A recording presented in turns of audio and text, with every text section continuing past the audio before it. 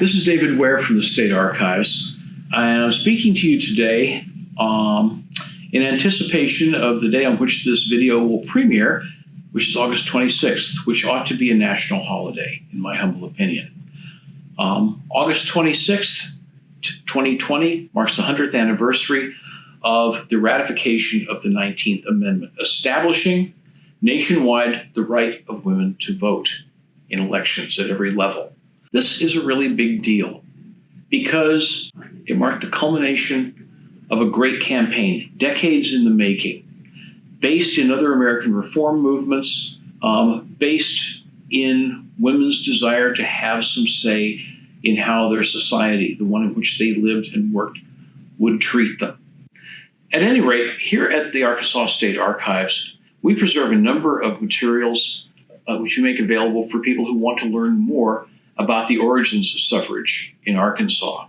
Now, there's no one great suffrage collection. I wish it could be that easy. On the other hand, we have materials in our collections which you can consult to learn more about the origins, the fundamentals, and the ultimate triumph of this great social movement. Of course, one of the great strengths of the State Archives collection is our massive assortment of photographs documenting Arkansas in now 3 centuries. Most famous photograph associated with the suffrage movement in Arkansas was taken on the steps of the Capitol in 1917. And it shows then Governor Charles Hilmanbrough surrounded by women and men who had just gotten done voting for a measure in the Arkansas legislature, which extended the right of voting in primary elections to women. This is 1917. Brough was, of course, running for re-election in 1918, and P.S., he got some extra votes that way. And you can see him in the middle of this picture, smiling, surrounded by women. There are pennants advertising votes for women on there. It's one of the great iconic shots of the suffrage crusade in Arkansas. But we have pictures that are less well known. Pictures like the ones here, taken a few years earlier. May 2nd, 1914, Suffrage Day in Little Rock. Speakers expounding on the steps of the old state capitol, today known as the Old State House Museum, down on Markham Street in Little Rock. May 2nd tended to be a little warm back then. On the other hand, they're going at it with a good grace. We have pennants advertising votes for women. Here we have, predictably, a bald male talking in favor of women's suffrage. What is it? This bald guy. At any rate, in this picture, taken the same day, same place, we have what looks like a skit or a playlet being enacted by women. Doubtless some parable of the necessity of having the vote. But we know that it was a well-attended event. It was not the only event that was held in the streets of Little Rock during the years leading up to that great enactment in 1917. Also at the archives, we preserve an antique but valuable database form known as the vertical file. What is a vertical file? It's research that somebody else has done and then put into a folder, put vertically into a file cabinet. This is low technology, but high value source work because vertical files contain photographs, they contain reprints, they contain clippings, they contain handwritten notes. This is material that's been compiled on a subject.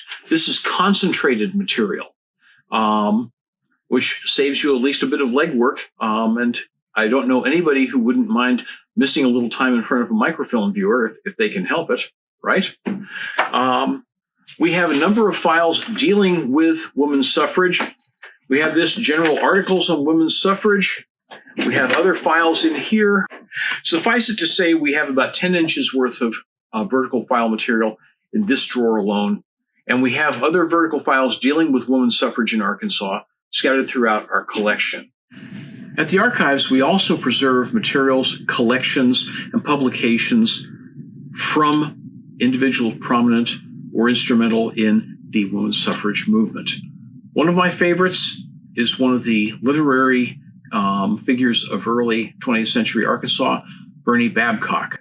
Bernie Babcock was a woman of many parts. She was a nationally best-selling author. She was an ardent prohibitionist. She was a great believer in preserving Arkansas culture, Arkansas history. She founded the Museum of Little Rock, lived in its basement for many years up in what's now the MacArthur Museum of Military History in MacArthur Park, not too far from here. Lived out her last days writing in her little cabin on top of Pettagene. Perhaps her most famous one, The Soul of Anne Rutledge, dealt with the woman who was the early love of Abraham Lincoln. She specialized in historical novels. We have here Light Horse Harry Lee's Boy, Little Abe Lincoln, Lincoln's Mary and the Babies. Do we see a trend here? The Heart of George Washington. And then the intriguingly titled Justice to the Woman. As I said earlier, the anniversary of women's suffrage in Arkansas across the nation is a big deal. Here at the Arkansas State Archives, we have the raw materials of researching this topic. We have images, we have manuscripts, we have unparalleled resources in terms of the journalism of the day, covering the struggle for suffrage in the streets of Little Rock. We have issues of papers created by and for women in the 19th and early 20th centuries. We have stories, we have books, and we have people who are devoted to the topic. Centennial just means it's 100 years since it happened. What has happened with that vote since then is the real story. And we're collecting that story too, because the women's suffrage fight doesn't end in 1920. That's when the fun really begins. For the Arkansas State Archives, this is David Ware reminding you that we've got women's stories from Arkansas, 200 years of them and more. They're all waiting for you right here to explore. Thank you.